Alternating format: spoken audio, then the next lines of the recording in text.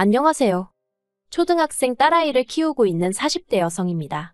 어디서부터 어떻게 이야기를 풀어나가야 할지 원래 남에게 제 얘기를 잘하는 편이 아니라서요.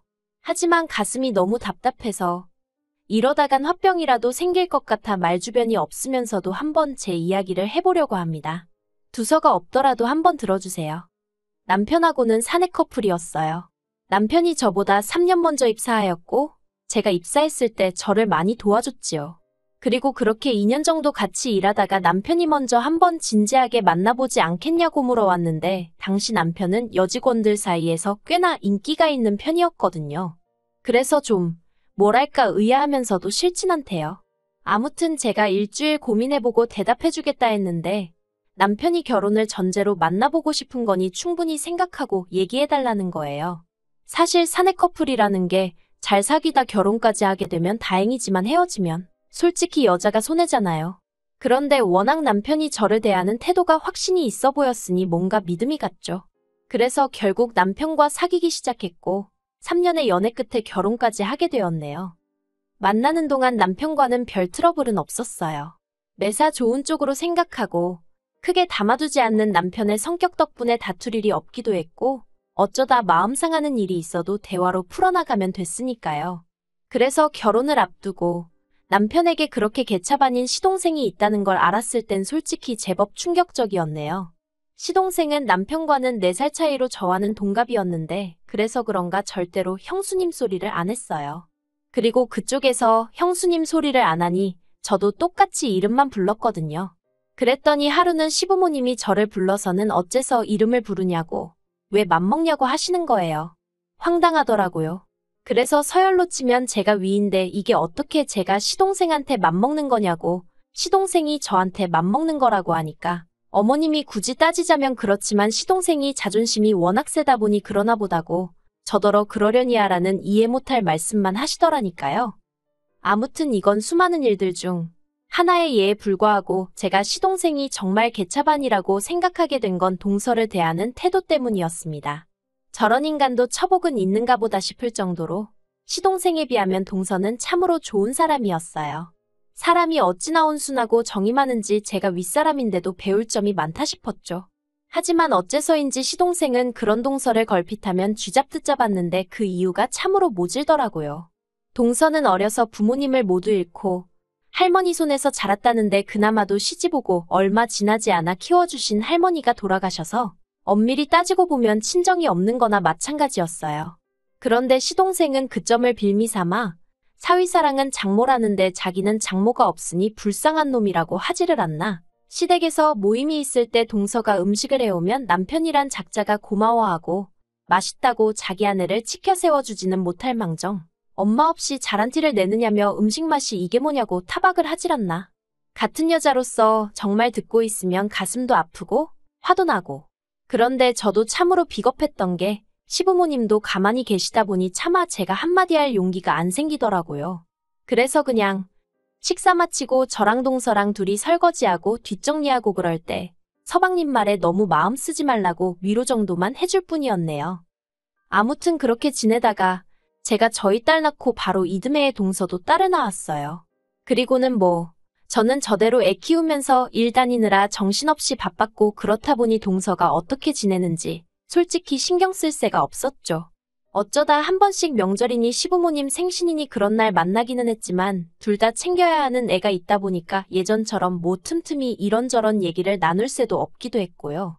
그런데 그렇게 시간이 흘러 저희 애 두돌되던 해에 시동생네가 이혼을 하게 되었다는 소식이 들려왔습니다. 솔직히 별로 놀랍지는 않았어요. 종종 동서는 왜 저러고 사나 싶기도 했고 나라면 진작에 이혼하고 말았을 거다 생각도 했었으니까요.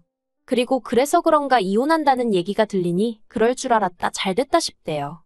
그런데 시동생네의 이혼보다 저를 더 놀라게 했던 건 동서가 애를 포기하겠다고 했다는 거예요. 시동생더러 맡아서 키우던지 아니면 고아원에 데려다 주던지 마음대로 하라고. 자기는 못 키운다고 그랬다나요? 그래서 글쎄요. 그래도 시동생이 아무리 개차반이긴 했어도 지 핏줄이니 땡기긴 했겠죠?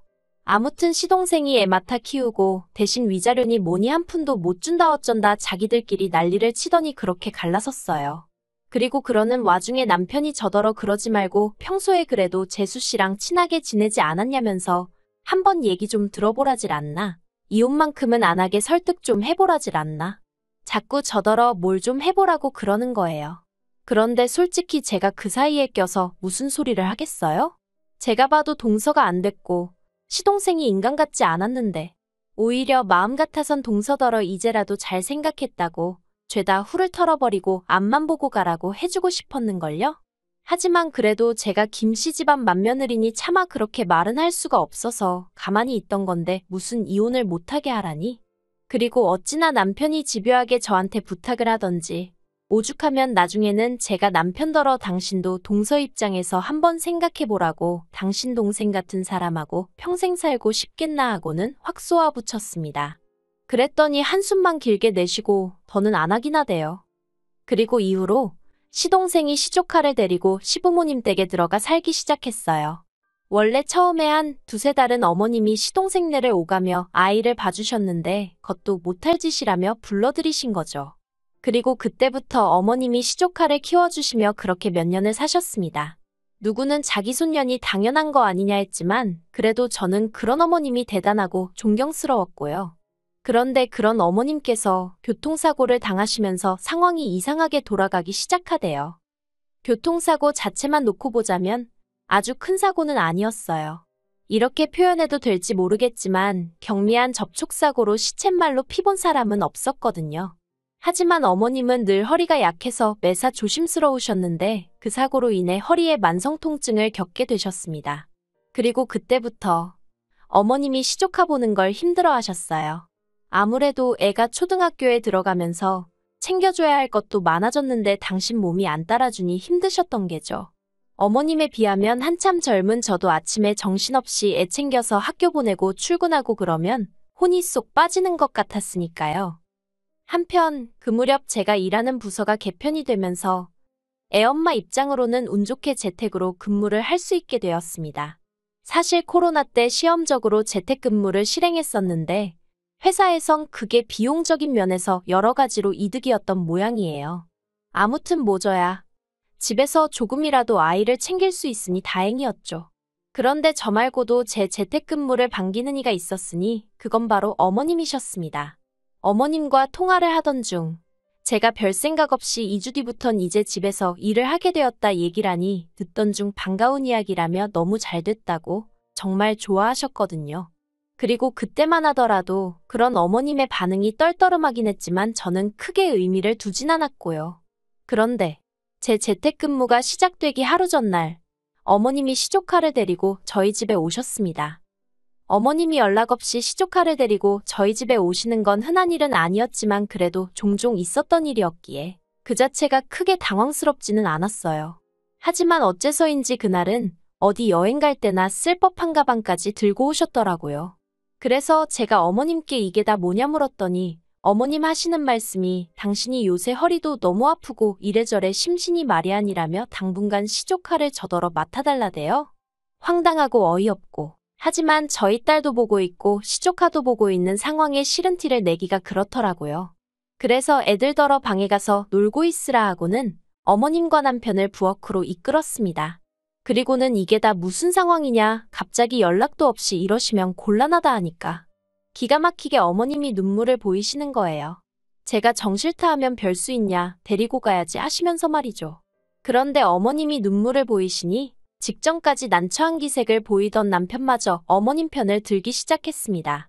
저더러 지난 몇 년간 어머님이 얼마나 고생하시는지 너도 직접 보지 않았냐면서 그때마다 너 우리 어머님 참 대단하시다 그랬다고. 그러니까 당분간만이라도 어머님 휴가 드린다 생각하고 한번 도와주면 안 되겠냐 하는데 환장하겠더라고요. 그리고 결국 저는 어머님과 남편을 어쩌지 못하고 일단 알겠다 했습니다. 다만 이게 절대 1년이고 2년이고 데리고 있겠다는 게 아니고 당분간만이라고 했죠. 그런데 정말이지 아이를 상대로 이렇게 말하고 싶지는 않았지만 아주 음흉하고 못됐더라고요. 제가 저희 애한테 늘 강조하는 게 사람은 남을 속이면 안 되고 항상 정직해야 한다는 거였는데 보란듯이 옆에서 거짓말을 해대니 미칠 노릇이었죠. 그런데 막말로 제 속으로 낳은 자식도 아니고 시족하다 보니 혼을 내는 것도 쉽지가 않았습니다. 처음에는 제 자식과 똑같이 대한답시고 이러면 돼안돼 몇 번 했는데 그걸 지아빠한테 그러니까 시동생한테 뭐라고 얘기를 한 건지. 하루는 시동생이 술을 잔뜩 처먹고 와서는 지혜한테 상처를 준 애만에 별 헛소리를 해대더라니까요. 그래서 그럴 것 같으면 데려가라니까 또 데려가지는 않고. 아무튼 무슨 이건 상전을 모시고 사는 것도 아니고 스트레스가 정말 이만저만이 아니었죠. 심지어 한 번은 제가 뻔히 보고 있는데 저희 딸 책이란 책은 다 끄집어내서 늘어놓더니 제가 얼른 치우라니까 저희 딸이 어질렀다는 거예요. 정말 어이가 없어서 제가 나를 뭘로 보고 저러나 싶은 게. 게다가 그뿐만이 아니었어요. 어머님 입장에선 그래도 어떻게 보면 저한테 막무가내로 시조카를 맡기신 거잖아요. 그리고 그래서 미안함을 느끼셨던 건지 아니면 맡겨놓으시고도 못 믿어오셨던 건지. 아무튼 어째서인지 일주일이나 2주일에 한 번 저희 집에 오셨는데 그럴 때마다 시조카가 어이없는 연기를 해대는 게 아니겠어요? 예를 들어 어머님 오시기 직전까지 이것저것 집안에 있는 온갖 과자며 과일이며 주전부리는 다 먹어치워 놓고 막상 어머님이 오시면 자기는 그냥 밥 안 먹어도 된다면서 제 눈치를 보는 척 하지를 않나. 그러면 어머님은 이제 제가 애한테 먹는 걸로 평소에 눈치를 주는 거냐 하시며 가뜩이나 엄마도 없는 애한테 그러지 말라 하시고 그럼 저는 저대로 억울하니까 그런 게 아니라고 말씀을 드리면 어머님은 또다시 어린애를 상대로 너무 그러지 말라고 하시니 정말이지 이건 당해보지 않은 사람은 모를 거예요. 정말 진짜 제 속을 까뒤집어 보여드릴 수만 있다면 그러고 싶은 심정이었으니까요. 그리고 결국 3개월쯤 되었을 때 저는 없던 신경성 위궤양으로 피까지 토하게 되었고 더는 이렇게는 못 살겠다 싶더라고요. 그래서 시부모님과 시동생더러 당장에 애 데려가라 했습니다. 그리고는 병원 진단서까지 꺼내보이니 기껏 한다는 말이 너는 왜 이렇게 애가 예민하니 어쩌니 애 하나 휘어잡질 못하니. 그래도 뭐 결국엔 데려갔어요. 그래서 이제 다 끝났다. 난 자유다. 속으로 쾌재를 외쳤죠. 그런데 몇 달이 흘러 올해 초였습니다. 사실 저를 제외한 제 모든 친정 식구들은 미국에 있어요. 저도 학창 시절을 미국에서 보냈기 때문에 시민권이 있고요. 그런데 저희 남편이 이게 참 제 얼굴에 침 뱉기 같습니다만 남편이 막말로 뭣도 아니면서 자기가 뭐 한다고 다른 직원들을 대신해 회사를 상대로 총대를 메고 나섰다가 그만 일자리를 잃었어요. 아무튼 그러면서 졸지에 제가 외벌이가 되었는데 솔직히 눈앞이 깜깜하대요. 남편이나 저나 일하는 업계가 워낙 인맥을 중요시하고 입소문이 빠른 곳이다 보니 이직이 쉽지 않을 건 보나마나 뻔한 일이었으니까요. 그런데 이 얘기를 친정부모님께 하니 그러면 이참에 미국으로 너희도 들어와 하시는 겁니다. 와서 친정가족들이 하는 사업같이 하면서 여기에서 정착하면 되지 않냐고요. 그리고 솔직히 저로서는 그 제안이 싫지 않았어요. 아니, 오히려 어두운 터널에서 한 줄기 희망을 보는 기분이었달까요? 게다가 이야기를 전해들은 남편도 가타부타 따지는 것 없이 좋다 했으니 역시 죽으라는 법은 없구나 싶었죠. 그런데 이 이야기를 전해들으신 어머님께서 또 다시 무리한 부탁을 해오셨습니다. 시조카도 데려가라고요. 그리고 저는 이미 한번 호되게 당한 경험이 있으니 대번에 싫다고 거절했습니다.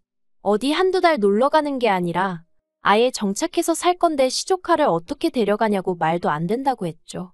그랬더니 이번엔 시동생이 한다는 말이 자기가 실은 사귀는 여자가 생겼는데 그 여자는 이혼남은 괜찮지만 애는 못 키운다 한다면서 그렇다고 언제까지 나이 드신 어머님께 자식을 맡길 수도 없지 않냐며 여러 사람 살리는 셈치고 저더러 좀 도와달라대요. 그리고는 저희 딸은 미국에 가면 영어도 잘하게 되고 얼마나 좋겠냐며 자기 딸도 그 기회를 갖게 도와달라고요. 같은 부모로서 조금이라도 나은 환경에 애를 보내고 싶은 시동생 마음을 이해 못할 것은 아니었지만 그렇다고 해도 이건 뭐 얄팍한 동정심과 이해로 결정할 일이 아니었어요. 그래서 그 마음 이해는 하지만 안 된다 했습니다. 그런데 그랬더니 이제 아버님까지 등판을 하셔서는 너 하나만 참으면 나이 먹은 노인네들 숨 좀 돌리고 살 수 있고 불쌍한 네 시동생도 가정 꾸리고 지역마냥 살 수 있을 거고 엄마 없는 불쌍한 아영이도 기 좀 펴고 살게 될 거 아니냐며 어째서 맏며느리씩이나 되는 애가 그렇게 속이 좁냐고 화를 내시는 거예요. 그리고 다른 누구보다도 남편까지 이번 한 번만 어쩌고 하는데 이건 뭐 다들 나를 말려 죽이려고 작정을 했나 싶더라니까요. 그래서 남편더러 당신은 따라오지 말라고 했습니다. 그렇게 시동생하고 어머님이 불쌍해 죽겠으면 당신이 여기 남아서 시조카 키워주라고 했어요. 나는 내 딸만 데리고 미국에 가겠다고 했죠. 그랬더니 남편이 어떻게 자기가 시조카를 돌보냐며 펄쩍펄쩍 뛰었습니다. 그게 말이 되냐면서요. 아니 큰엄마가 시조카를 보는 건 말이 되고 큰아빠는 왜 안 되냐고 했습니다. 막말로 당신하곤 피라도 좀 섞였지만 나는 생판남인데 왜 나는 되고 당신은 안 되냐고 그랬죠. 그러자 남편이 하는 말이 당신은 여자고 나는 남자잖아 하는데 웃기대요. 애 키우는데 여자 남자가 어디냔 말이죠. 그래서 됐다고 말 같지 않은 소리는 할 것도 없다고 그냥 여기 남아서 시족 하나 키우라 했네요. 그리고 제가 본격적으로 딸 데리고 미국 갈 준비를 시작했어요. 학교 등록해야 하니까 서류도 떼고 뭐 이것저것 생각보다 챙겨야 할 게 많았거든요. 그런데 남편에 관해서는 정말 두고 갈 마음이었으니까 아무것도 뭐 제가 찾아보질 않았더니 한 일주일 지나니까 남편이 정말 자기를 두고 갈 거냐면서 슬슬 제 눈치를 살피더니 열흘쯤 됐을 때는 자기가 생각이 짧았다면서 그냥 우리 가족만 가면 된다고 저한테 들러붙기 시작하는 거예요. 그렇지만 이렇게 어설프게 넘어갔다가는 막말로 미국 도착하고 얼마 안 돼서 또 시조카 데려오네 어쩌네 하고 헛소리라도 하면 어쩌나 싶더라고요. 그래서 그냥 남편이 애걸복걸을 하는데도 모른 척하고 딸하고 제 티켓만 끊어서 미국에 왔네요. 그랬더니 이제 남편이 어떻게 이럴 수가 있냐는데 솔직히 이 일로 이혼까지 생각하는 건 아니에요. 다만 제가 마음만 먹으면 남편도 버릴 수 있는 모진엑스라는 걸 이참에 알려주려는 거죠. 남편이 풍기는 뉘앙스가 시부모님이랑 시동생이랑 저를 어지간히 욕하고 그런다는데 잘됐다 싶어요. 이참에 아주 그냥 희대의 나쁜 X로 눈밖에 나면 그때 못 이기는 척 남편도 여기로 불러들일 생각입니다. 그러면 뭐 그쪽에서도 시쳇말로 저한테 시조카 좀 어떻게 비벼보려는 생각은 안 하겠죠. 어휴. 저는 그저 우리 세 식구 어디서든 자리 잡아 살고 싶은 마음뿐이었는데 진짜 뭐 하나 쉬운 일이 없네요.